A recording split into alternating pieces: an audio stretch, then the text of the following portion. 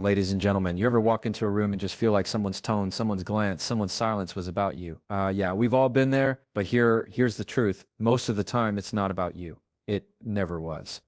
See, when we take things personally, we hand over the remote control of our emotions to other people. And what we don't realize is that their actions, their moods, their judgments, they say more about them than they ever did about you. Today we're going to talk about how to stop making everything a reflection of your worth.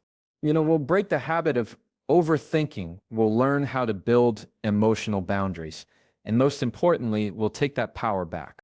Because peace doesn't come from people treating us right. It comes from us treating ourselves right. No matter how the world moves around us, let's get into it. When someone makes a comment, gives you a look, or reacts in a way that feels off, it's natural to assume it has something to do with you, that it must be a reflection of something you said, something you did, or even who you are. Tendency is deeply human. We're wired for connection, for validation, and for understanding how we fit into our social environments. But the trap is when we start interpreting every interaction, every silence, and every reaction as a mirror of our own worth. The truth is not everything is about you. Most people are moving through the world preoccupied with their own thoughts, struggles, fears, and insecurities. They're dealing with deadlines, bad days, childhood wounds, financial stress, relationship problems, or simply poor sleep. And when they lash out, seem distant, or behave rudely, it's usually a reflection of their internal world, not yours. Yet, when we take it personally, we internalize their behavior as if we caused it or deserved it. This creates unnecessary emotional suffering and fuels a constant state of anxiety, where we're always trying to decode the meaning behind every interaction. This belief that we are the center of everyone else's behavior is not only exhausting, it's inaccurate. It's like assuming you're the main character in someone else's movie, when really they're just trying to get through their scene. That cashier who didn't smile at you, they might be struggling with grief. That friend who didn't reply to your message right away, maybe they're overwhelmed. That coworker who made a sarcastic remark in the meeting, it might have everything to do with how they see themselves and nothing to do with you at all. Taking things personally often stems from insecurity. If you're not sure of your own value, you will look for external cues to validate or reject your worth. So when someone is cold, short, or critical, it confirms your internal fear. I'm not good enough. But when you begin to understand that other people's behavior is a projection of their reality, you stop filtering everything through your own wounds. You begin to see things more clearly and more compassionately. This doesn't mean you excuse toxic behavior or ignore your feelings. It means you learn to observe rather than absorb. You become aware of your triggers, your assumptions, and your emotional reactions. You pause before reacting. You recognize the difference between what's my or yours crate and what belongs to someone else. When you stop assuming you are the cause of every emotional wave around you, you free yourself from unnecessary mental noise. The ego wants to believe it's always involved, always the reason, always the target, but wisdom comes in recognizing that most things that affect us it's about us. They're happening around us. Learning to separate your identity from someone else's behavior is a form of emotional maturity. It creates space for peace, resilience, and personal growth. People are constantly projecting. Every single person you encounter is carrying a lifetime of experiences, beliefs, wounds, fears, and assumptions. When someone speaks, judges, lashes out, or dismisses you, what you're often seeing is not an accurate reflection of who you are. It's a reflection of who they are. Their actions and words are colored by their own story. And unless someone has done deep emotional work, they will unconsciously project their own internal conflicts onto others. That's why understanding projection is so important. It allows you to separate someone's behavior from your identity. When someone accuses you of being selfish, controlling, or inconsiderate without cause, it's worth asking, are they speaking from truth, or are they projecting their own struggles onto you? Often people call out in others what they are unwilling or unable to face within themselves. It's easier to blame than to reflect, easier to attack than to acknowledge one's own faults. So a person who feels insecure might accuse others of arrogance. Someone who feels powerless might try to control. A person who doesn't respect themselves might treat others with disrespect, all while believing they're justified. This happens in relationships, at work, even in casual encounters. And when we don't understand projection, we take on those labels, those attacks, those cold silences, and we begin to question our own character. But once you learn that much of what people say or do has little to do with you and everything to do with how they see the world, you stop letting their behavior define your reality. You create distance between their emotion and your identity. You recognize that their outburst might be about something that happened years ago, something unresolved, something they never processed, and you just happen to be the nearest target. This also means you become more aware of your own projections. Emotional intelligence isn't just about seeing through others. It's about catching yourself when you're about to throw your own pain onto someone else. When you're quick to judge, when you're defensive, when you're blaming someone for how you feel, pause. Ask yourself if you're actually upset with them or if you're reliving something older, deeper, and unhealed. Projection is not just something that happens to us. It's something we all do until we become aware. Recognizing projection helps you respond instead of react. It helps you become less defensive, less wounded by other people's opinions, and more grounded in your own sense of self. You no longer feel the need to absorb every critique or decode every passive-aggressive comment. Instead, you start to see patterns. You begin to understand that people's judgments often reveal more about their inner world than yours. Clarity gives you freedom. It allows you to engage without getting entangled, to listen without feeling accused, and to observe without becoming the target. When something hits you emotionally, a rude comment, a dismissive look, a harsh tone, the first instinct is to react. It's automatic. Your heart rate spikes, your thoughts race, and your body tenses up. In that moment, you feel attacked, misunderstood, or judged, and the urge to defend yourself takes over. But emotional maturity isn't about never feeling triggered. It's about what you stew when you're triggered. The pause between stimulus and response is where real power lives. And learning to pause before reacting can change how you experience the world. The pause is a moment of awareness. It's the breath you take before you say something you'll regret. It's the second of stillness that prevents you from escalating. That is a situation that was never about you in the first place. It's that internal checkpoint where you get to ask yourself, is this actually about me? Do I need to respond to this? What's really going on here? That split second of mindfulness can keep you from being dragged into emotional chaos that isn't yours to carry. Reacting instantly often comes from habit, from ego, from unresolved wounds. When someone pushes a button and you immediately push back, you're not in control. Your emotions are. And most of the time, that reaction only intensifies the conflict. It feeds the drama. It pulls you into someone else's storm. But when you pause, even for a moment, you shift into a more conscious space.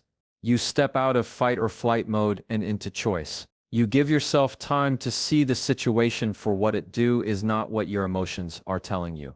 It might be, pausing doesn't mean you suppress your emotions. It means you honor them without being ruled by them. It's the difference between feeling anger and becoming anger, between noticing frustration and letting it explode. When you pause, you create room to respond with intention instead of instinct.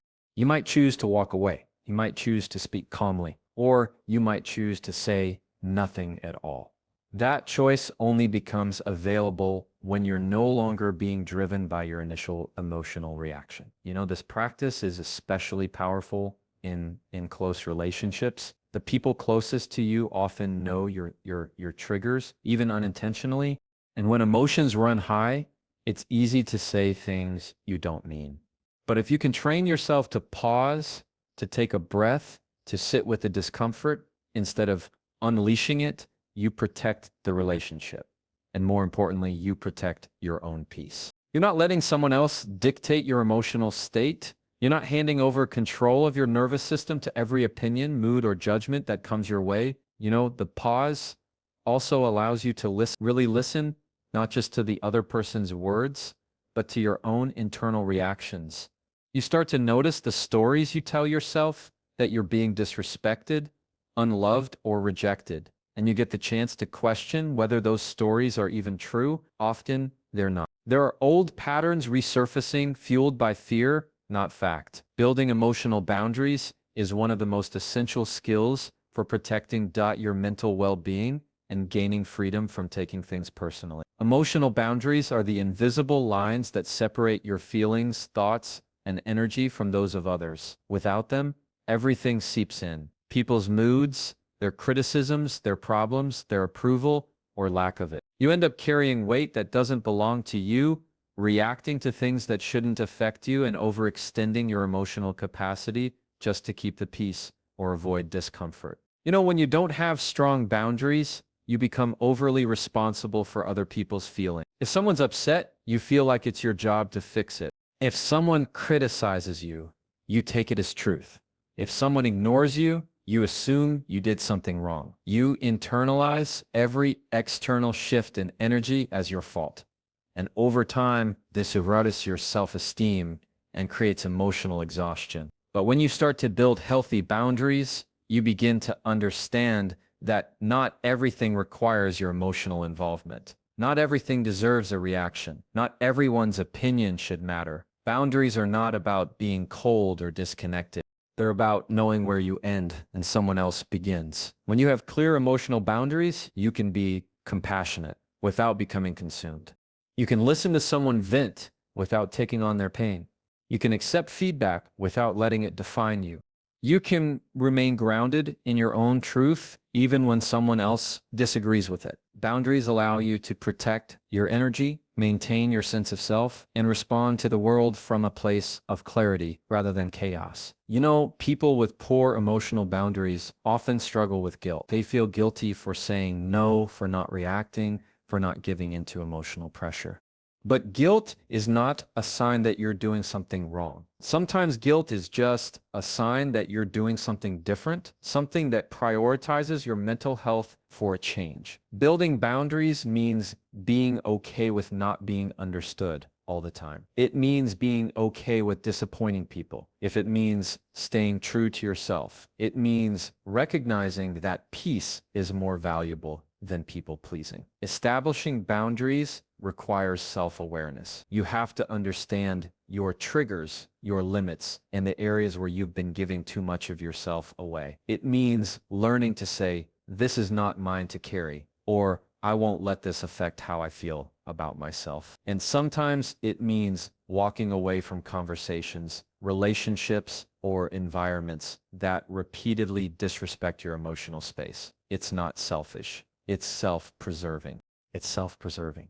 Once you begin to live with boundaries, you start to feel more in control. You're no longer a sponge for everyone else's negativity. You no longer feel obligated to explain yourself constantly or defend your decisions to people who aren't entitled to them. You begin to recognize that your inner world is yours to protect, and not everyone deserves access to it. Detaching from the need for approval is one of the most liberating decisions you can make for your mental and emotional health. From a young age, many of us are conditioned to seek validation from parents, teachers, friends, and eventually from society at large. We're taught often unconsciously that our worth is tied to how others see us. That being accepted, liked, or praised equals being enough. But when your sense of value depends on someone else's opinion, you're handing over the reins of your self-esteem to people who often don't even know your full story, your intentions, or your truth. Living in constant pursuit of approval creates anxiety, self-doubt, and a deep fear of rejection. You become hyper-aware of how you're perceived, editing yourself to fit expectations, playing roles just to avoid conflict or disapproval. You end up saying yes when you want to say no, staying quiet when you should speak, and over-explaining your actions just to avoid judgment. Slowly, you lose connection with who you really are because you're too busy performing for others. The need for approval becomes a trap, a cycle that keeps you stuck in inauthenticity, you know? But the reality is, no matter how good, kind, or accomplished you are, there will always be people who misunderstand you, criticize you, or simply don't resonate with you. Their opinion isn't a measure of your value. It's a reflection of their perspective shaped by their own beliefs, fears, and biases. When you realize this, you begin to detach. You stop looking outward for answers about who you are. You start turning inward. You ask yourself, I respect my choices. Am I proud of who I'm becoming? Does this align with Tesman? You know, detachment doesn't mean you become arrogant or stop caring about others altogether. It means you stop tying your identity to their reaction. You can care about people and still not need their approval. You can be open to feedback and still trust your own judgment. You can accept criticism without letting it dismantle your confidence. Detachment is about emotional sovereignty, the ability to hold your center regardless of what others think. You know, this level of detachment creates peace. You no longer chase validation like a reward. You no longer fear disapproval as a punishment. You operate from self-rest, not from a desperate need to be accepted. And when you're not driven by approval, you make decisions that are more authentic, more courageous, and more aligned with who you really are. You stop overthinking every interaction, wondering if you said the right thing or if someone's silence means they're upset with you. You know, letting go of the need for approval also shifts your relationships. You attract people who value your honesty, not just your compliance. You create space for deeper, more meaningful connections because you're showing up as your real self, not a version of yourself crafted to avoid rejection. Approval becomes a bonus, not a requirement. Respect becomes mutual, not a transaction. And your confidence begins to grow, not because others say you're enough, but because you've decided you are. Letting go is a skill, one that most people aren't taught, but everyone needs. When someone says something hurtful, when a situation doesn't go the way you hoped, when you feel overlooked, rejected, or misunderstood, the mind tends to hold on to it.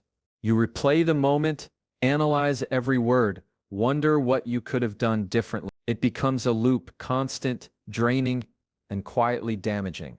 The longer you hold on to it, the heavier it becomes. What started as a single moment turns into a narrative, and that narrative begins to shape how you see yourself and the world. You know, training yourself to let go doesn't mean pretending something didn't hurt. It means feeling it, understanding it, and then choosing not to carry it any longer than necessary. It's the recognition that holding on to offense, bitterness, or embarrassment doesn't protect you. It poisons you. The more you dwell, the more power you give to the person or the situation that hurt you. And often they've already moved on. You're the one stuck with the weight, stuck with the story, stuck with the emotion that should have passed through, but instead took root. You know, letting go is about emotional hygiene. Just like you wouldn't walk around all day in dirty clothes, you shouldn't carry emotional debris from every negative interaction. It clogs your peace. It clouds your thinking. It keeps you reactive and insecure. But when you learn to release, truly release, you create space. Space for clarity, for calm, and for better things to come into your life. The energy you were using to replay that moment can now be used to rebuild your confidence or redirect your focus. You know, it also teaches you how to stop seeking closure from people who will never give it to you. Not everyone who hurt you will apologize. Not every situation will make sense in hindsight. Sometimes you let go not because it's all resolved, but because it's no longer worth the mental rent it's taking up. You reclaim your peace by deciding that your inner world is too important to keep polluted by someone else's words or actions. You know, letting go requires self-awareness. You have to notice when you're starting to spiral, when a thought becomes obsessive, when your mood is being hijacked by something that already happened. And in that moment, you remind yourself that you have a choice. You don't have to keep revisiting that pain. You don't have to keep building a case for your hurt. You can acknowledge what happened and still choose to move forward. That's not weakness. It's strength. It's emotional discipline. This isn't a one-time decision. It's a practice. Some days you'll find it easier than others. Some moments will feel impossible to release, but with time, you start to build emotional muscles. You begin to trust yourself to handle discomfort without clinging to it. You recognize that peace is not the absence of pain. It's the ability to stop dragging it with you. The more you practice letting go, the less reactive you become. The less reactive you are, the more emotionally bulletproof you grow.